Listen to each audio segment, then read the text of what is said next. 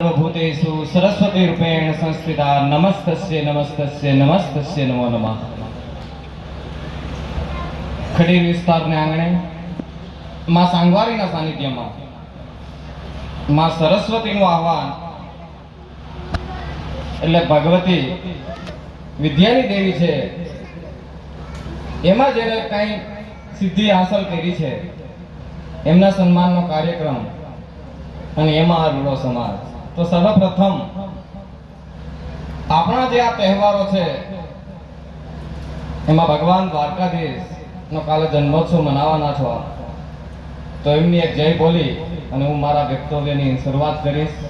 5 minute શાંતિથી બેસજો, કારણ કે હું ઓછું બોલું પણ મારા શબ્દો છે એક એક પકડી લેજો, વધારે નહીં ટાઈમ લઉં, પણ શબ્દો બધા મહત્વના હશે।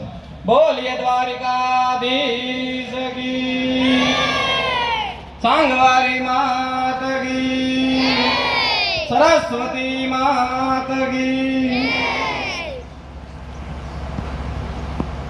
અહીં ઉપસ્થિત મંચસ્થ પૂજ્ય सांगवारी માતાજીના પૂજારી શ્રી નાથજી બાપુ, રાજકીય સામાજિક અગ્રણીઓ મંચસ્થ બિરાજમાન અને પૂરા ખડીર વિસ્તારના બધા ગામોમાંથી જે 5-7 ગામ છે એમાંથી પધારેલા સમાજના ભાઈઓ, વડીલો, માતાઓ, બહેનો, બાળકો અને આપણે સૌ જેને આજે સન્માનિત કર્યા છે એવા તમામ વિદ્યાર્થીઓ, આપ સર્વના અંતરાત્મામાં બિરાજમાન પરમ તત્વને મારા પ્રણામ। સર્વપ્રથમ ભાઈ મેક્સભાઈએ જેમ વાત કરી એમ, જો હું મેક્સનું નામ વધારે એટલે લઈશ કે હું ખડીરમાં પ્રથમ વખત આવું છું અને રૂપેશભાઈને મેક્સને બેને જ ઓળખું છું, બાકી કોઈને ઓળખતો ખાસ નથી। એટલે હું મારા લઈમાં હું ક્યારેક મેક્સનું નામ લઈશ, એટલે એનો કોઈ પ્રચાર નથી કરતો, પણ મને આમ લઈ મળે એટલે કે મેક્સભાઈએ વાત કરી એ રીતે 5 સરસ્વતી સન્માન આ કાર્યક્રમ થયેલા અને પછી વચ્ચે એક સ્ટોપ આવેલા થોડા કોરોનાના હિસાબે કે જે કંઈ હોય તે।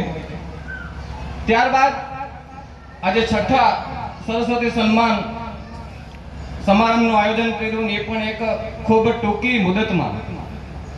તો સર્વપ્રથમ જે આયોજન કર્યું છે એ યુવક મંડળ, દાતાઓ, સમાજના અગ્રણીઓ અને રૂપેશભાઈ જેવા, મેક્સભાઈ જેવા જે કંઈ મહેનત કરીને દોડ્યા છે બધા, એ બધાને ખૂબ ખૂબ પહેલા તો મારા ધન્યવાદ, ખૂબ ખૂબ મારા સાધુવાદ।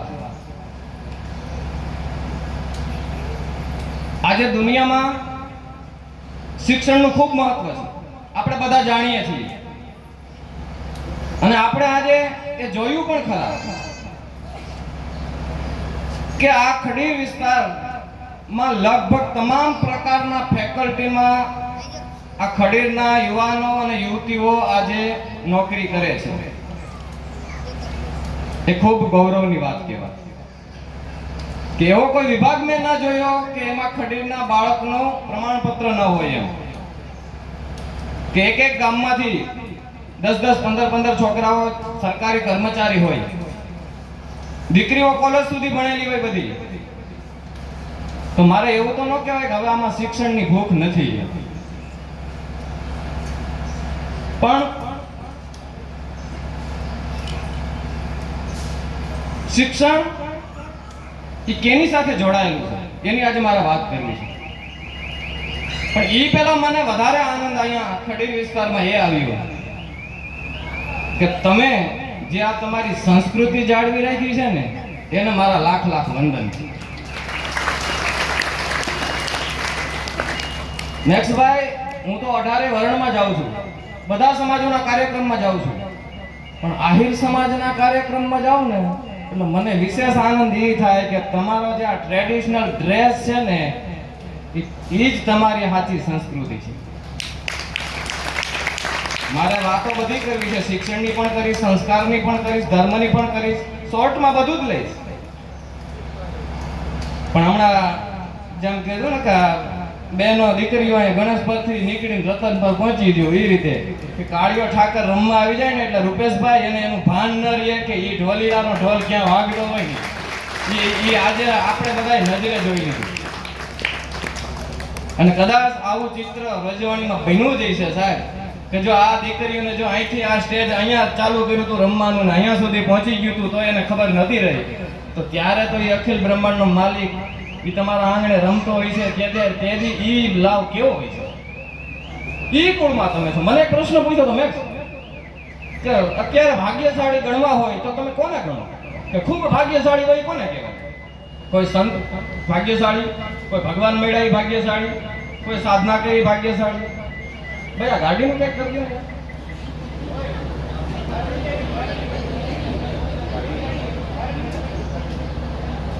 હવે એ પ્રશ્ન મને પૂછ્યો કે બાપુ તમારી દ્રષ્ટિથી તમે શું કહો છો કે ખરેખર ભાગ્યશાળી કોણ કહેવાય?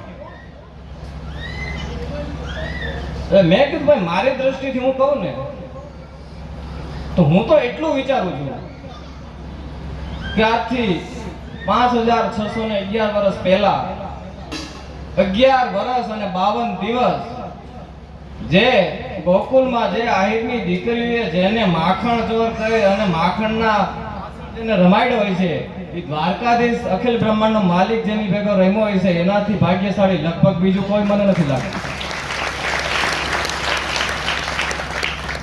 તો આ ઈ સમાજ અહીં બેઠો છે. સંસ્કાર લોહીમાં હોય. મારે સમાજ વ્યવસ્થાની વાત કરવી છે કારણ કે શિક્ષણની વાત તો હવે હું નહીં કરી શકું. એનું કારણ એ છે કે અહીંયા તો લગભગ ક્લાસ 2 નહીં પણ આઈએએસ ને આઈપીએસ સુધી એટલે કે ડેપ્યુટી કલેક્ટર સુધી પહોંચી ગયેલા માણસો છે. એટલે એ જ કહું કે આપણામાં શિક્ષણનો અભાવ છે. પણ આ ધોરને આપણે જાળવી રાખવું ને એ આપણી સૌની જવાબદારી છે. આ સરસ સન્માન કાર્યક્રમ એ 2 કલાકનો કાર્યક્રમ નથી. એ ખાલી એક આવું કાગળિયો આપી દેવો ને શિલ્ડ આપી દેવો એ કાર્યક્રમ નથી. આ તમારા બાળકનું ભવિષ્ય સુધારી નાખાય એક પ્રમાણપત્ર. કારણ કે આ સ્ટેજ સુધી પહોંચવું ને બહુ અઘરું છે સાહેબ. તો જે પહોંચાય છે ને બાળકો એના વાલીઓને કયો આનંદ છે, એના સમાજને કયો આનંદ છે, એના વિસ્તારને કયો આનંદ છે, એ મહત્વનું છે. કારણ કે કોઈ પણ સમાજ હોય ને મેં ઘણી વખત મારા વક્તવ્યમાં કીધેલું છે કે કોઈ પણ સમાજ હોય એ મુખ્ય 4 પાયા ઉપર નિર્ભર હોય. એમાં પહેલો પાયો હોય તો એ સંસ્કાર છે કે જે માના ગર્ભમાંથી મળે. એ પછી વર્ગખંડમાં ન મળે. એમાં ગમે એટલા શિક્ષણો ભણાવે તો એની દુકાનો ન હોય અને એ ક્યાંય વેચાતાય ન મળે. એ તો વારસામાં જ મળે. સંસ્કાર હોય અને સાથે શિક્ષણ આવે. આ બીજો પાયો. પહેલો સંસ્કાર, બીજો શિક્ષણ. સંસ્કાર ને શિક્ષણ બે ભેગા થાય એટલે ત્રીજો પાયો આવે સંપત્તિ. એ સંપત્તિની જાળવણી કેમ કરવી ને એ શિક્ષણ ને સંસ્કાર આવે ને એટલે એને ખબર પડી જાય કે આ સંપત્તિની જાળવણી કેમ કરવી. નહીતર બાપ કરોડપતિ હોય અને વારસામાં કરોડો રૂપિયા આપે પણ શિક્ષણ ને સંસ્કાર ન હોય ને તો એ કરોડપતિ થઈ જાય. એટલે સંપત્તિની જાળવણી કેમ કરવી એ શિક્ષણ અને સંસ્કાર આપે. ત્રીજો પાયો છે સંપત્તિ. એ પણ હોવી જરૂરી છે આજના યુગમાં. એની પાછળ દોટ ન મૂકવી પણ એ એક વ્યવસ્થાનો ભાગ છે. એ પણ જરૂરી છે. અને ચોથો પાયો કોઈ પણ સમાજને મજબૂત કરવો હોય તો એમાં સત્તા. આજે તમારા સમાજનો માણસ જો કોઈ સત્તા ઉપર હોય, આજે આ માનો કે રૂપેશભાઈ જે કઈક હોદ્દા ઉપર છે ન્યાય સમિતિના ચેરમેન ને જિલ્લા પંચાયતમાં, તો આજે એ કઈ મારે આ રોડ કરવાનો છે, મારા વિસ્તારમાં આ જરૂરિયાત છે. સમાજનો માણસ સત્તામાં પણ હોવો જોઈએ. 4 પાયા જે સમાજના મજબૂત હોય ને એ સમાજ ક્યાંય પાછળ ન પડે. શિક્ષણ, સંસ્કાર, સંપત્તિ અને સત્તા. પણ એમાં સ્પષ્ટતા કરતો હોય રાજકારણ છે ને એ પછી ઘર સુધી ન આવવું જોઈએ. એ સમાજ માટે હોવું જોઈએ. સમાજ અંદર પાછું નહીં લઈ આવવું. આ વિનંતી છે. એ સમાજ માટે હોવું જોઈએ. ઘણી વખત આમાં પછી ઊંધું થઈ જતું. તો આ 4 પાયા ઉપર જે સમાજ હોય એ વિકાસની હરણફાળ ભરતો હોય. તો આજે આહિર સમાજ શિક્ષણમાં ખૂબ આગળ નીકળી છે. હું તો એમ કહું છું કે અમારા વિસ્તાર કરતા પણ તમે ખડીરના વિસ્તાર અમારાથી આગળ નીકળી ગયા. 100%ની વાત છે. કારણ કે હજી એટલા બધે અમે તો હજી ક્લાસ 2 સુધી જ પહોંચ્યા છીએ. અમારો વિસ્તાર જે છે તમે આજે આઈએસ આઈપીએસ સુધી પણ પહોંચી ગયા છો એટલે 100% તમે અમારાથી આગળ છો, એમાં નો ડાઉટ. કારણ કે ડેપ્યુટી કલેક્ટર શાંતિબેન રૂપેશભાઈ વાત કરી કે શાંતિબેન મૂળ તો અમારા ખડીર વિસ્તારના જ છે. એટલે બહુ આનંદની ગૌરવની વાત છે. કે જે ડેપ્યુટી કલેક્ટર સુધી આ દીકરી પહોંચેલી છે.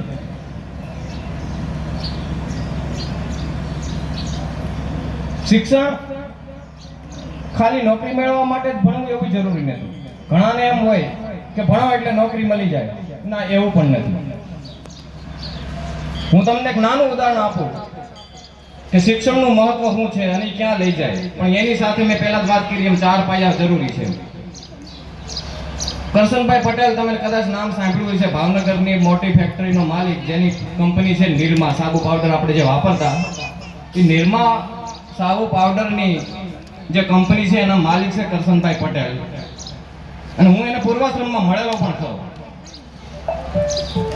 હવે એ વ્યક્તિ 4 ધોરણ ભણેલા છે. તપાસ કરવી હોય તો કરી લેજો.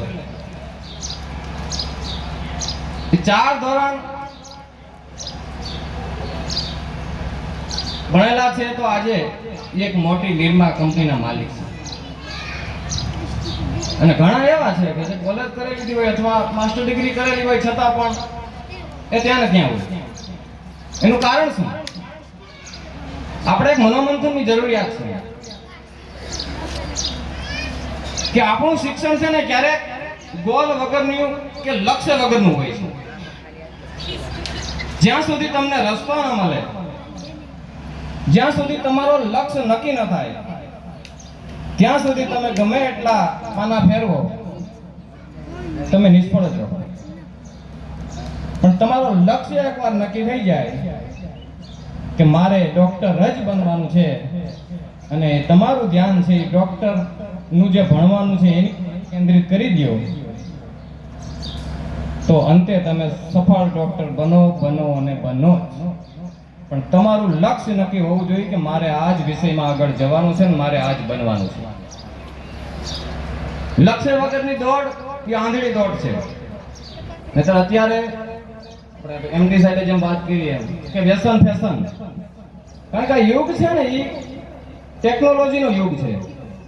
આ દેશ છે જ્ઞાન, વિજ્ઞાન અને તત્વજ્ઞાનનો દેશ છે. આ ઋષિ અને કૃષિનો દેશ છે. અહીંયા સમયની સાથે ચાલવું જ પડશે, નહીતર આપણે કદમ નહીં મિલાવી શકીએ. આજે મોબાઈલનો યુગ છે, તમે જોવો છો કે ટેકનોલોજી ક્યાં પહોંચી છે. તો એ સમય સાથે આપણે ચાલવું છે અને ચાલવું જ પડશે. એમાં નો ડાઉટ કોઈ ફેરફાર નહીં કરવાનો. પણ સાથે સાથે આપણી વિસારત, આપણો વારસો અને આપણી સંસ્કૃતિને આપણે સાથે રાખવા પડશે, નહીતર માર્કેટમાંથી બહાર નીકળી જશે. પશ્ચિમની સંસ્કૃતિનો વાયરો વાય અને અત્યારે ઘણી જગ્યાએ વાઈ ગયો છે કે વાયરો વાય છે પશ્ચિમી સંસ્કૃતિનો. તો એ વ્યસન ફેશન આવતા જાય છે. તો એમાંથી થોડા દૂર રહેશું અને આપણી વિચારત અને આપણી સંસ્કૃતિ શું છે એને જાળવશું. આ એટલા માટે કહું છું કે આવતી પેઢી આપણને પ્રશ્ન ના કરે અથવા કોઈ બીજો સમાજ આપણને પ્રશ્ન ના કરે. આજે તમે ખુમારીથી કહી શકો કે હું આહિર છું. આજે તમારી દીકરી જન્મે ત્યાંથી કહી શકે. હમણાં એક ઘટના મારે જાગીરે એવી બની હમણાં કે એક નાની દીકરી આવી, એટલે મેં કીધું બેટા ક્યાં ગામની છો? એટલે એને ગામનું નામ દીધું. મેં કીધું કેવા છો? તો કે આહિરાણી. સાંભળજો આ શબ્દ. મેં કીધું કેવા છો બેટા? તો કે આહિરાણી. એટલે મેં કીધું આહિરાણી એટલે આહિર? કે હા આહિર, અમે આહિરાણી કહેવાય. તો મેં કીધું એમ કેમ? મેં કીધું તમે તો આહિર તો નતો બેટા કહી શકતી, તો આહિરાણી કેમ કીધું? તો કે આહિરાણી ન કહું ત્યાં સુધી કે વટ ન પડે એમ. સાહેબ દીકરીમાં એટલી ખુમારી હતી.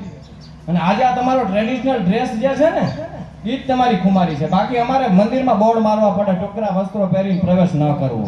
આ એવા જીન્સ ફાટેલા આવી ગયા છે. પણ આ તમારી સંસ્કૃતિ ને અમારા વંદન છે અને આ જાળવી રાખજો. આમાં જ તમારી ધરોહર છે. કારણ કે એ સંસ્કાર છે ને ઘરેથી ચાલુ થાય, એની કઈ દુકાન ન હોય. નકર રૂપેશભાઈ ખબરમાં જાગીરે આવે ત્યારે મોટો બોર્ડ મારેલો કે ટૂંકા વસ્ત્રો પહેરીને ના આવવું એમ. અને ઈ દીકરી એક નાની એવી હતી ને એને ખુમારીથી કહી દીધું હતું કે હું આહિરાણી છું. ઈ આહિરાણી અમને રોટલો ના ભાવે, અમે આહિરાણી ના કહી ત્યાં સુધી. સાહેબ ઈ દીકરીમાં ખુમારી હતી અને ઈ ખુમારી આજે મેં અહીંયા જોઈ, એના દર્શન કર્યા આજે. અને એટલે મને વિશ્વાસ છે કે કદાચ 5,500 વર્ષ પહેલા દ્વારકાધીશ આંગણે રમ્યો હશે. એ કેટલા ભાગ્યશાળી હશે. આજના યુવાનો મોબાઈલમાં કે વોટ્સએપમાં કે ઇન્સ્ટાગ્રામમાં જે કાંઈ હોય તેમાં મને વિરોધ નથી ને હું વાંધો લેતોય નથી, જરૂરી છે. મેં પહેલા જ કીધું એમ કે ટેકનોલોજી સાથે ચાલવું પડશે.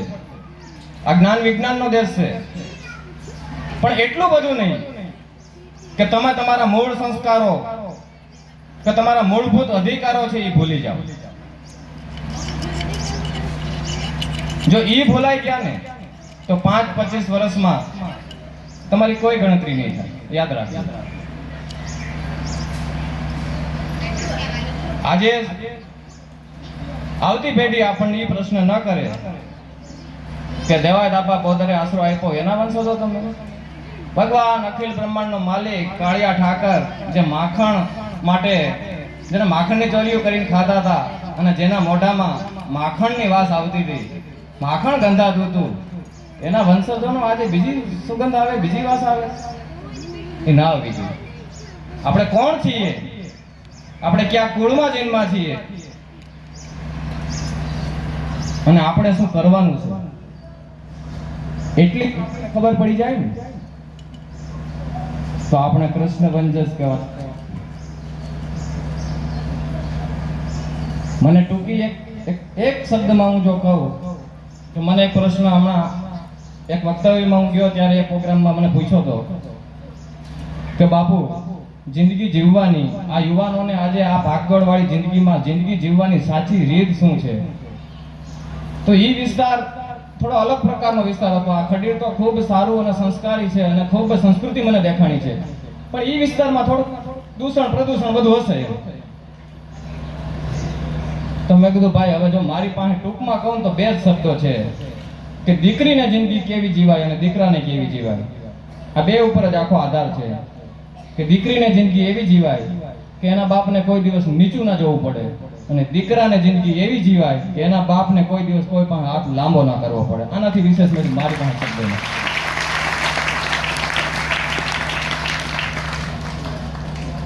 પણ એ આપણને વારસામાં મળે. અને આજ તો અહીંયા આહિર સમાજ બેઠો છે, ખમીરવંતો સમાજ, અને ખડીરની આ ખમીરવંતી પ્રજા.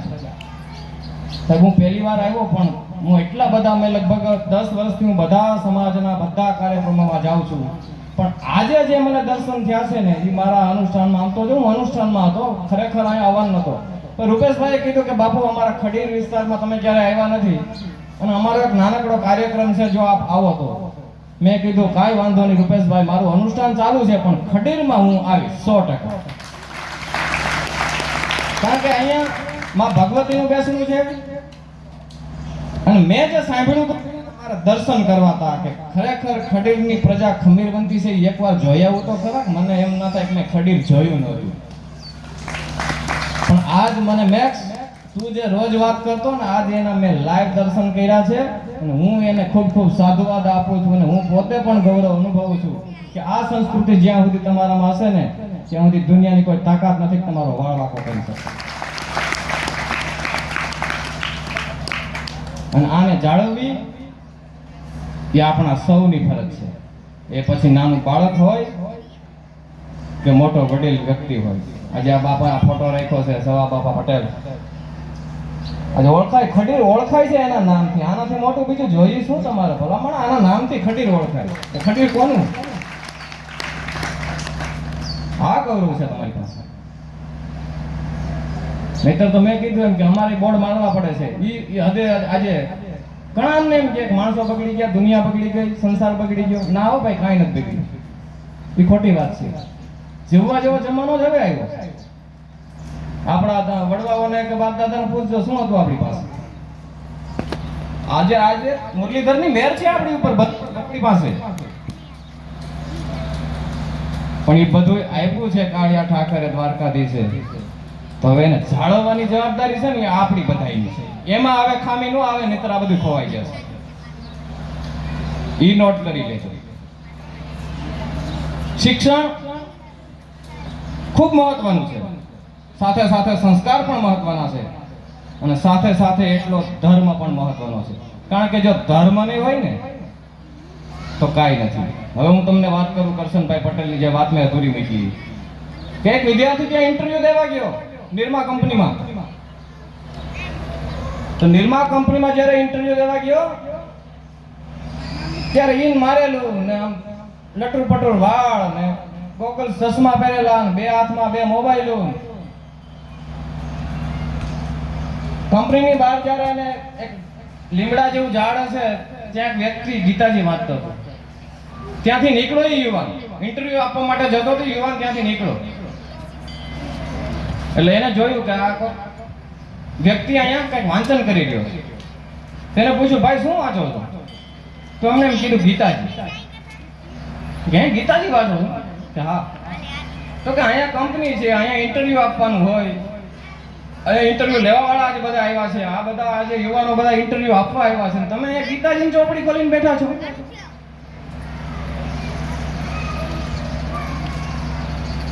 એ વ્યક્તિ કાંઈ ન બોલ્યો. જ્યારે ઇન્ટરવ્યુ ચાલુ થયો, એનો સમય થયો એટલે ઇન્ટરવ્યુ ચાલુ થયું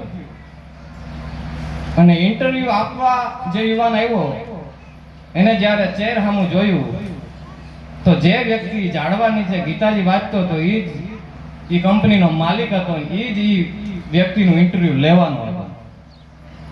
હવે યુવાનની ધરતી પગ નીચેથી ખસી ગઈ કે હમણાં આ વ્યક્તિ ગીતાજી વાંચતો હતો અને આજે આ ચેર ઉપર આ કંપનીનો માલિક છે અને મારું ઇન્ટરવ્યુ ઈ લેવાનો છે, તો આ તો મને 100% પાસ નહીં જ કરે, ફાઇનલ છે. પણ એ વ્યક્તિએ એમને પાસ કર્યો, એમને કંપનીમાં નોકરી અપાવી અને પછી કીધું કે હું ગીતાજી એટલા માટે વાંચતો હતો કે મારે કોને સિલેક્ટ કરવા ને એ મને ગીતાજામાંથી શીખવા મળે છે, ગીતાજી સિવાય મને બીજે ક્યાંયથી શીખવા મળ્યું નથી. એટલે હું સવારમાં ઉઠીને પહેલા ગીતાજી વાંચું છું, પછી મારી કંપની અંદર પ્રવેશ કરું છું. અને આપણી ઘરે ગીતાજી હોય તો કોકલામ પડી હોય, એ વાંચવાનો ગ્રંથ છે પણ એ પછી ટાઈમ મળે ત્યારે લાલ કપડા મૂકી દીધી હોય. ગીતાજીની જગ્યાએ ને દીવાબત્તી કરી નાખે. સાહેબ એ પૂજા પાઠનો ગ્રંથ નથી, એ જીવનમાં ઉતારવાનો ગ્રંથ છે. અને આજે હું ગૌરવ લઉં છું કે આજે ગુજરાત સરકારે પણ 6ઠા ધોરણથી ગીતાજીના પાઠ ભણાવવાનું આયોજન કર્યું છે. શિક્ષણમાં એને ઉમેરો કર્યો છે, બહુ મોટી વાત છે. અમારા સંતો મહંતો તો એમ કે ખાલી 11 વખત જો ગીતાજી તમારાથી વચાઈ જાય ને તો તમારી અંતરાત્મા છે ને એ તમને પોતે જવાબ આપવા માંડે. પણ આપણી પાસે એટલો ટાઈમ જ નથી, કારણ કે આપણને એ ખબર નથી કે ગીતાજીમાં પહેલો શ્લોક શું છે, કોણ વ્યક્તિ બોલ્યો અને કોને કીધો, આ ખબર આપણને છે નહીં. ગીતાજી આખાની તો ક્યાંથી ખબર હોય. પણ તમે કૃષ્ણ વંશજ છો, યાદવ કુળમાં તમે જન્મા છો અને મુરલીધર તમારા ઈષ્ટદેવ હોય તો મારી એક બે હાથ જોડીને વિનંતી છે કે આહિરનો દીકરો હોય ને એને ભલે આખી ગીતાજીનો ટાઈમ ન મળે કાંઈ નહીં, પણ અમુક જે એના સારાંશ છે ને એ તો મોટે હોવા જ જોઈએ. તમારા આપણા જગત બ્રહ્માંડ અખિલ બ્રહ્માંડના માલિકે એ 45 મિનિટ સુધી સંદેશો અર્જુનને આપ્યો હતો ને એ ગ્રંથ છે અને એના વંશજો. પણ અત્યારના યુવાનને ક્રિકેટની ખબર હોય, હીરા હિરોઈનની ખબર હોય, વાંધો નહીં, એ મનોરંજનની વસ્તુ છે, બધું કરવું જોઈએ આ સમય પ્રમાણે. પણ સાથે સાથે આપણે કોણ છીએ, આપણે ક્યાં જવાનું છે, આપણા વંશજો કોણ છે, આપણા પૂર્વજો કોણ છે અને આપણે કેના વંશજ છીએ એ મગજમાં એક ગાંઠ વાળી લેજો. કારણ કે લક્ષ્ય વગર કોઈ પ્રાપ્તિ નહીં થાય. સિદ્ધિ જેને જય વરે તે પરસેવે નાય. સાહેબે એમડી સાહેબે વાત કરી ને કે મહેનત બહુ જરૂરી છે. બેઠા બેઠા તો અમને કઈ નથી મળતું. મારે પણ થાળીમાં હાથ મૂકવો જ પડે કે બાપુ છું એટલે કોઈ મોઢામાં આપી દે એવું નથી, મહેનત તો કરવી જ પડે. પરમાર્થ વગર કઈ નથી. એટલે કીધું કે સિદ્ધિ તેને જય વરે જે પરસેવે નાય.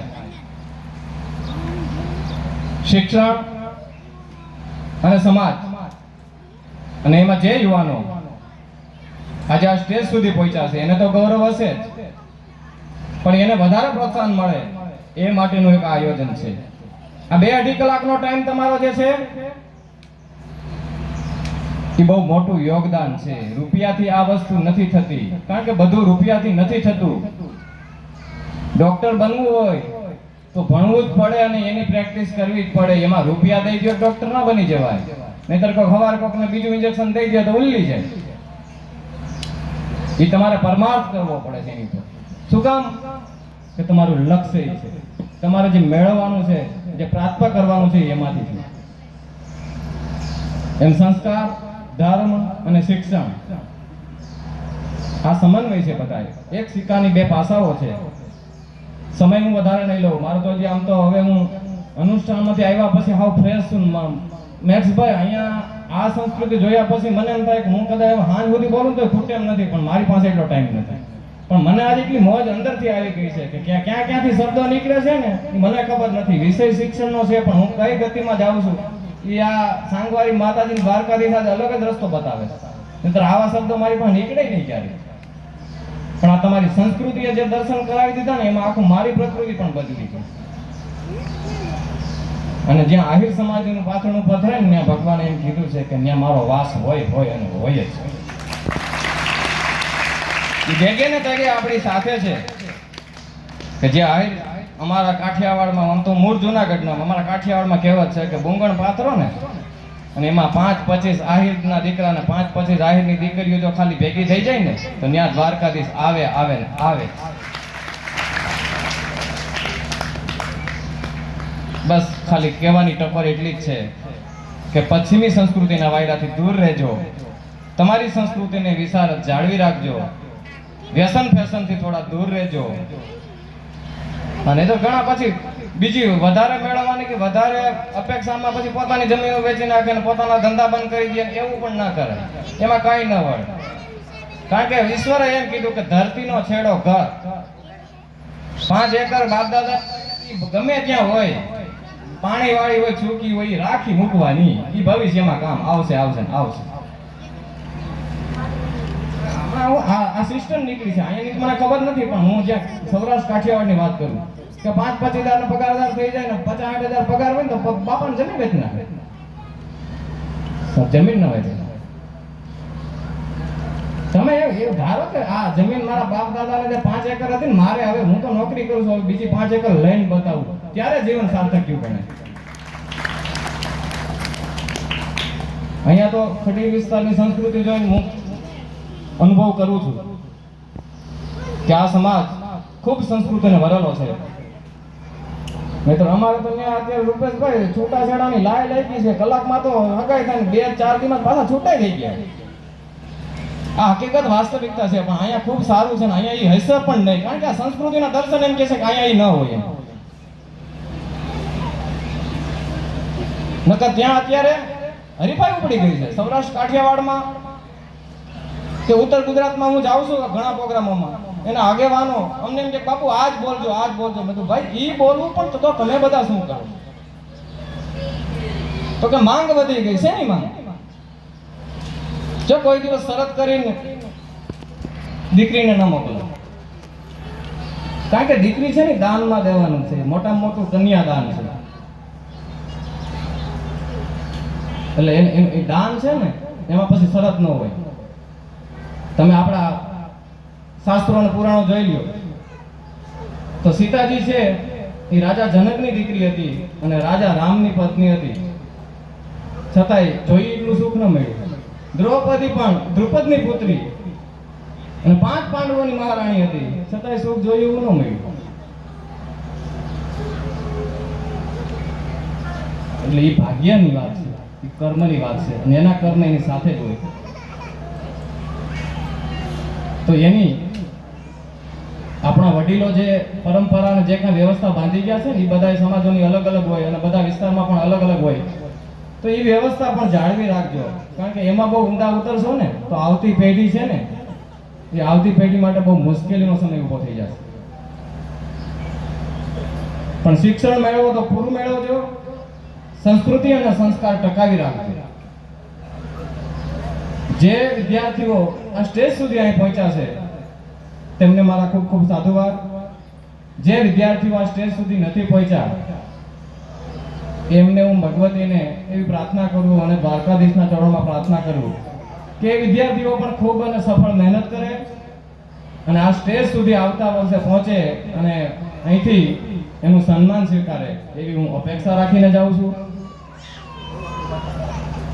જે લોકોએ સિદ્ધિ હાંસલ કરી છે, એજ્યુકેશનમાં જે ખૂબ આગળ વધ્યા છે, તે પોતાનું નામ, પોતાના માતા પિતાનું નામ, પોતાના સમાજનું નામ, પોતાના વિસ્તારનું નામ અને પોતાના રાષ્ટ્રનું નામ રોશન કરે અને સફળતાના શિખરો સર કરે તેવા શુભાશીષ સાથે જય દ્વારકાધીશ, જય માતાજી.